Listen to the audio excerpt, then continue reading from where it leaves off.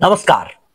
Hindus TV को प्रेम with public में यहाँ सबैलाई स्वागत गर्दछु। म प्रेम चन्द्र। सधैँ झै आज पनि एक ठाउँको मुद्दा देखाउने प्रयास, देशको एउटा समस्या समाधान खोज्ने प्रयास र त्यही अन्तर्गत हामी अहिले पुगेछौँ नगरायन नगरपालिकाको प्रशासकीय अधिकृत, जहाँ समस्या अनेकौं छ। नगरायन नगरपालिका यो आर्थिक वर्षमा चल्न सकेको छैन।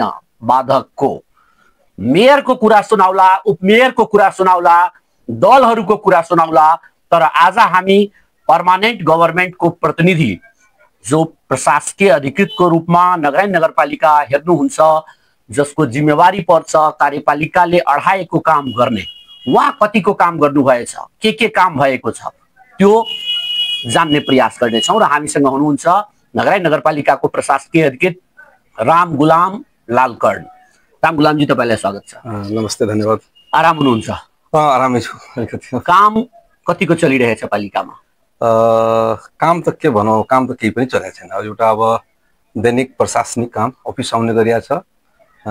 जनताले बिना आर्थिक कारोबारको जुन हुने सिफारिसहरू छन् त्यो कामहरू गरेका छन्। बाद बाँकी विकास तलब लिएर खानु भएछ, खुवाउनु भएछ? बल्ल बल्ल तलब यो पुसमा शान्तमा हामीले श्रावणदेखि पुससम्मको तलब खाइयो। त्यसपछि अहिलेसम्म मासिक तलब कर्मचारीले खाइएछ। अर्थात् तलब खानुभयो, काम गर्नु भएको छैन। बडा विडम्बना छ, हामीलाई त बडा गाह्रो छ। मैले जनताको राजस्वबाट उठेका पैसाले तलब खाइरहेको छु। मेरो तलबमा अहिलेसम्म साउनदेखि अहिलेसम्म हाराहारी कति गयो होला? झनै तलबमा हाम्रो 6-7 करोड जति तलब गयो होला। अब शिक्षकदेखि लिएर वाडा कार्यालयदेखि लिएर सम्पूर्ण कर्मचारीहरूमा वित्तीय समानीकरण र सशक्तिका सबै तलबहरू मिलाएर 7-8 करोड रुपैयाँ जति होला। 8 करोड जति तलबमा खर्च भइसक्यो। काम कति हो? काम त केही पनि भएको छैन। एउटा यहाँ सानो एक मुठी ढुङ्गा, एक मुठी माटोदेखि लिएर कुनै पनि योजनाको काम भएको छैन। जिम्मेवार को? अब खै जिम्मेवार कसलाई भन्ने। अब यसमा जुन नेपाल सरकारको कानुनी प्रावधान छ, समयमा नगरसभा हुने, समयमा प्रमुख प्रशासकले अख्तियारी दिनुपर्ने र नगरसभाले पास गरेका योजनाहरू प्रमुख प्रशासकले अख्तियारी पाएको 15 दिनभित्रमा काम सुचारू गर्नुपर्ने हो। तर यो नगरायन नगरपालिकाको एउटा अलिकति दुःखलाग्दो के छ भने समयमा नगरसभा हुन सकेन। 10 गते नगरसभा हुन सकेन र नगरसभा नभएपछि श्रावण 1 गतेदेखि यहाँ सम्पूर्ण कामहरू ठप्प भयो नयाँ आर्थिक वर्षदेखि।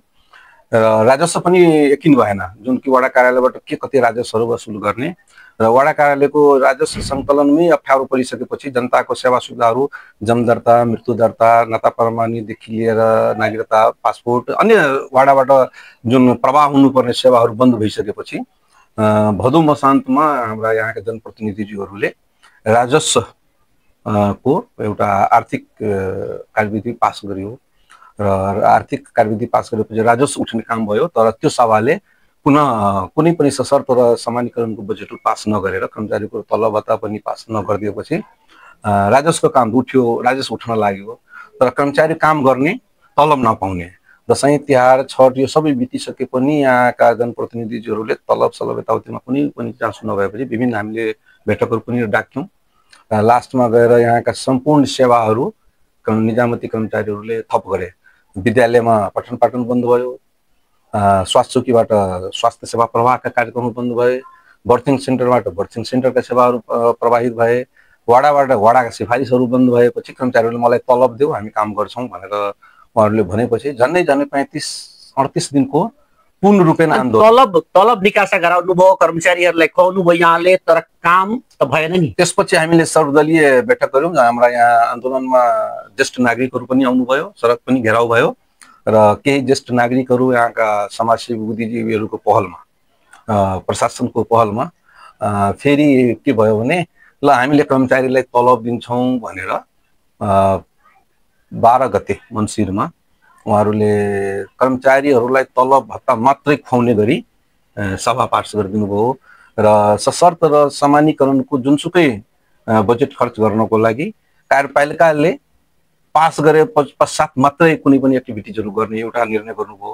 अर्को के भयो भने विगत वर्षदेखि जुन बहुवर्षीय योजनाहरू सञ्चालित, जुन हाम्रा गौरवका योजनाहरू थिए, 1500 अस्पताल, प्रशासकीय भवन, सडक बत्ती, यी कुराहरू जुन विगत वर्षदेखि सञ्चालन रहेथे ती कुराहरू स्थगित गर्ने र निर्णय नभएसम्मको लागि निजहरूले त्यसलाई काम गर्न नदिने भन्ने वातावरण बनियो। संघबाट आएको प्रदेशबाट आएको बजेटहरूलाई स्थिर राख्ने र यसमा के भयो भने बजेट दुई किसिमको। अनि काम त भइसक्यो थियो नि, संघको कामहरू भएको थियो, त्यसको भुक्तानी प्रक्रियाको कहाँसम्म पुग्यो? अब साउनदेखिको उता असारसम्म जुन उहाँहरूले पेश गरेको हामीले बिल पेमेन्ट गर्यौँ। साउनदेखि यताको जुन रनिङ बिलहरू आयो हुनुपर्ने थियो त्यो रनिङ बिलहरू आयो तर बजेट पास गरेन। त्यो बजेट पास नगरेर हामीले भुक्तानी गर्न सकेनौँ र त्यसको एउटा ठुलो खतराको अवस्था मैले के देखिरहेको छु भने जुन 15 सय अस्पताल झन्डै 24 करोडमा हामीले इबिडीबाट ठेक्का दिएछौँ त्यो पार्टीले ठेकदारले आज नि हामीले एउटा चौथो रनिङ बिल पनि पेश गर्नुभएछ र साथै 29 लाख चान्चुन रुपैयाँ ब्याज समेत क्लेम गर्नुभएछ जुन उहाँले पाउनुपर्ने रकम। त्यो ब्याज कसले तिर्छ? त्यो त कानुन त नगरपालिकाले तिर्नुपर्ने हो, नगरपालिकाले तिर्नै पर्छ त्यो, किनभने त्यो ठेकदारलाई बैंकले ब्याज चार्ज गर्छ भने त्यो बैंकले चार्ज।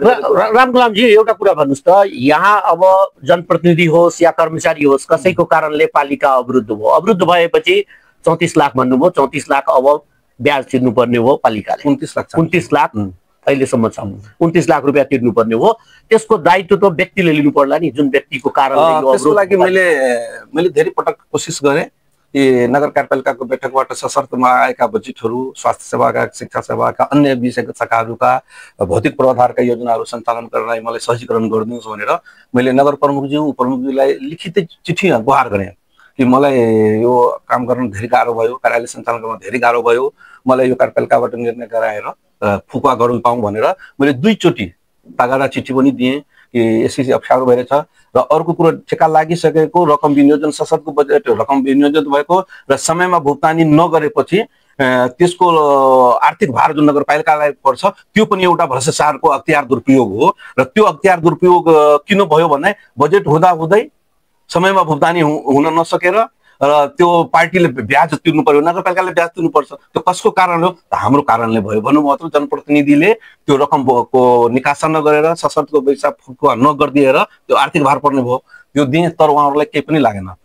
एकचोटि कार्यपालिकाको बैठक पनि भयो र उहाँहरूको 2 दलको बिचको यहाँ अब विचार मिले छैन। उहाँहरूको नेपाली कांग्रेस र नेकपा एमालेबाट जुन जनप्रतिनिधिहरू हुनुहुन्छ उहाँहरूको विचार मिलेको छैन र उहाँहरूको आफ्नो आफ्नो अडान छन् र आफ्नो आफ्नो अडानले यहाँ एमालेको अडानतिर जाउँ एकछिन। एमालेले आफ्नो अडानमा एउटा कुरा राखेको थियो, रामगुलामजीले मार्ग प्रशस्त गर्नुपर्छ, प्रशासकीय अधिकृतको पद त्याग्नुपर्छ भन्ने।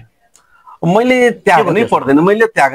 किन त्याग्नु पर्दैन भने हजुरले थाहा छ म स्वास्थ्य सेवाका कर्मचारी छु र यहाँ कुनै पनि प्रशासकीय अधिकृत उहाँहरूले त कोसिस गर्नुहुन्छ 5 जना प्रमुख प्रशासकीय अधिकारीलाई उहाँहरूले यहाँ ल्याउनु भएको छ। म नामै भन्छु, वेदराज फुयाल 1, शम्भु प्रसाद यादव 2, श्रवण कुमार शाह 3, डिक बहादुर कार्की 4 र भर्खर अस्ति आनन्द प्रसाद ठाकुर, यो 5 जना प्रमुख प्रशासकीय अधिकारीलाई उहाँहरूले सरुवात गराउनु हो। तर यहाँका विवादले गर्दा, यहाँ कर्मचारीले समयमा तलब खान नपाएको कारणले, यहाँ समयमा नगरसभा नभएको कारणले, यहाँ फोटोकपीको पेपर किन्न नपाएको कारणले, यो घर भाडा पनि नतिर्न पाएको कारणले कुनै पनि प्रमुख प्रशासकीय अधिकृत यस नगरपालिकामा आउन चाहदैन। सरुवात उहाँहरूले गराउनु पर्दैन, मैले त्याग्नै पर्दैन। रामगुलामजी बाटैबाट फर्काइदिनुहुन्छ प्रशासकीय अधिकृतलाई भन्छन् नि। त्यसको लागि त म एउटा सानो कुरो भन्छु, रामगुलाम त्यस्तो औकातको मान्छे छ र एउटा स्वास्थ्य शाखाको मान्छे जो यहाँ सिनियर कर्मचारी छन् र मन्त्रालयले उहाँलाई प्रमुख प्रशासकीय अधिकृत नगएसम्मको लागि तपाईले आर्थिक कारोबार गरिदिनुस् भनेछन् भने भनेको तपाईले फर्काउनु भएको छैन। मलाई के चाहन्छु म त भन्छु, मलाई त यो नगरपालिकामा यति डिप्रेसनमा म गइरहेको छु कि यहाँ अहिलेसम्म सामान्यदेखि यो आज यो 4 गतेसम्म मैले जुन कार्यालय त चलाएको छ, उहाँहरू फुकुवा नगरे पनि बजेट रिलिज नगरे पनि कार्यालय त चलेछ। म सिम्पल एउटा कुरा गर्छु, उहाँहरूले भन्नुहुन्छ एकजना मेरो मान्छेलाई सिफारिस गरिदेऊ, मैले एउटा सिफारिस पेपर प्रिन्ट मात्रै गरेँ भने उहाँहरूले हेर्नुहुन्छ मात्रै प्रिन्ट गरेको, तर मेरो दायित्व कति पर्छ भने मैले त्यो पेपरको पैसा तिर्नुपर्ने हुन्छ, मैले त्यो पेपर युज गर्दाखेरि बिजुलीको बिल तिर्नुपर्ने हुन्छ, मैले पेपर तयार गर्नलाई नेट चाहियो भने नेटको पैसा तिर्नुपर्ने हुन्छ, त्यो प्रिन्टरमा इङ्कको पैसा व्यवस्थापन गर्नुपर्छ, कार्टिजको व्यवस्थापन, एउटा पेपर चाहिँ धेरै लिङ्केज गर्नुहुन्छ र सबै व्यवस्थापन गरेपछि मात्रै त्यो पेपर प्रिन्ट हुन्छ। उहाँहरूले त सिधै पेपर हेर्नुहुन्छ, तर आज खोल्छन्, भोलि खोल्छन्, पर्सि खोल्छन्, मैले उत्तरदायित्व लिएको छु। करोडौं रुपियाँको उत्तरदायित्व ममाथि आइसकेको छ। हरेक पार्टीले एउटा प्रमुख प्रशासकीय अधिकृतको हैसियतले मलाई फोन गरिरहेको छ। आज वैशाख 4 गते भइसक्यो र असाढ 22 गतेसम्ममा भुक्तानी गरिसक्नु पर्ने हुन्छ। अब के छ यहाँसँग रोड म्याप, अब के गर्नु? अब मैले धेरै कोसिस गरेँ, सकेन, उहाँ जनप्रतिनिधिलाई मैले कन्भिन्स गर्न सकेन, किनभने उहाँहरूले आफ्नो अरान छ। यतिसम्म पनि भने तपाईँहरूको अरान छ, ठिक छ, आफ्नो ठाउँमा राख्नुहोस्, र मुख्य अरान उहाँहरूको कहाँ छ त्यो बुझ्नु पर्यो। मुख्य अरान भनेको उपभोक्ता समिति गठन परिचालन व्यवस्थापन कार्यविधिमा छ भने त्योले कहाँ असर गर्छ भने नगर स्तरीय योजना सञ्चालनमा उपभोक्ता समिति कसले बनाउने त? नगर प्रमुखले बनाउने वा कार्यपालिकाले बनाउने भने अरान छन् भने ठिक छ, मैले उहाँहरूलाई भने त्यो त उपभोक्ता समितिको लागि हो, नगर स्तरीय योजनाको लागि, त त्यसलाई बरु नगर स्तरीय योजनामा बजेट विनियोजन नगरौँ। जबसम्म उहाँहरूको सहमति हुँदैन तबसम्म नगरौँ, वा गरौँ भने टेन्डर गरिदिउँ। किन कसैले गर्नु पर्यो हैन? टेन्डरको प्रक्रियामा जाउँ, तर वार्डको योजना सञ्चालन गरिदिनुहोस्, सशर्तको बजेट खोलिदिनुहोस्, सामान्यकरणको बजेट। कानुनले दिन्छ बाटो कि वडा स्तरका योजनाहरू सञ्चालन गरिसक्ने, अरू कामहरू गर्ने र नगर स्तरीय योजनाहरूलाई थन्काइराख्ने। हैन, नगर स्तरीय योजना थन्काउने मैले भने हैन। नगर स्तरीय योजना त यस्तो छ, नगर स्तरीय योजना वास्तवमा हुन्छ भने 2 लाख 5 लाख 10 लाखको पनि होइन। 2 लाख 5 लाख 10 लाख 15 लाखको योजना त वाडाले गर्ने, वाडाले आफ्नो योजना आवश्यकता विकासका के चिजहरू छन् वाडा समिति टोल समितिबाट सङ्कलन गरेर आवश्यक पहचान गरेर त्यो सानो सानो योजना वाडाले गर्ने। यहाँ बिमारीहरूको सहयोगको लागि माग आउँछ कि आउँदैन? आउँछन्, नआउने होइन, तर 1 पैसा पनि यो आर्थिक वर्ष दिएको छैन, किनभने बजेटै पास गरेको छैन। क्यान्सरको बिरामी आउँछन्, हार्टको बिरामी आउँछन्। बच्चाहरूलाई सरकारले, संघ सरकारले खाजा भत्ता वितरण गरेछ 15 रुपियाँको दरले। त्यो खाजा खाइरहेछ बच्चाहरू? सर, खाजाको कुरो छोडिदिनुहोस्। यहाँ त मलाई कस्तो पीडा भएको छ भने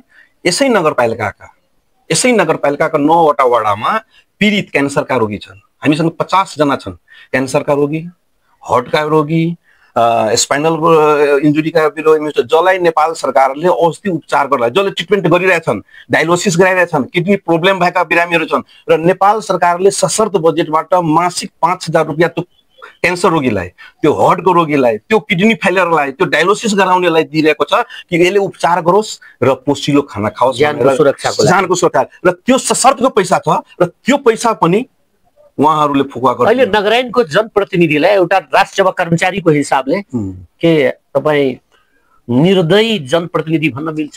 मैले यस्तो जनप्रतिनिधि अहिलेसम्म कहीँ पनि देखेन, किनभने जुन जनताको मतले मेयर बनेका छन्, उपमेयर बनेका छन्, वडा बनेका छन्, त्यही जनतालाई दुःख दिनलाई हो कि जनतालाई त्यो महसुस भएको छ कि मैले आफ्नै भोटले आफैलाई दुःख पाइरहेको छु।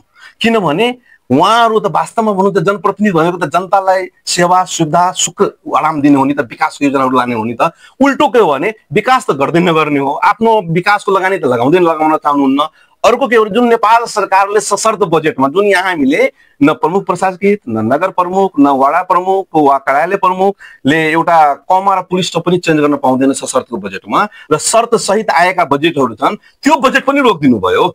समस्या त यहाँ भयो कि त्यो बजेट पनि रोकिदिनु हो, र त्यो बजेटमा कस्तो पैसा छ?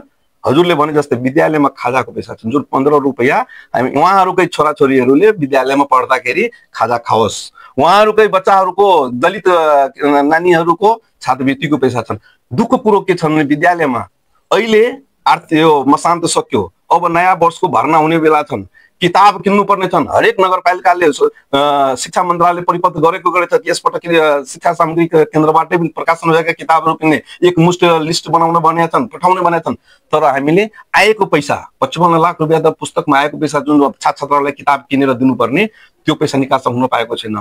इभेन कि अब नयाँ शैक्षिक 2082 को लागि जुन हामीले पठन पाठनको लागि किताब दिनुपर्ने त्यो पैसा पनि हामीले रिलिज गर्न सकिरहेका छैनौँ। र अब जेष्ठमा रिलिज गर्नुहुन्छ तपाईँले किताबै पाउँदैन बजारमा, त्यो पैसा रिलिज गरेर के विद्यार्थीले निर्मम जनप्रतिनिधि भन्न मिल्छ?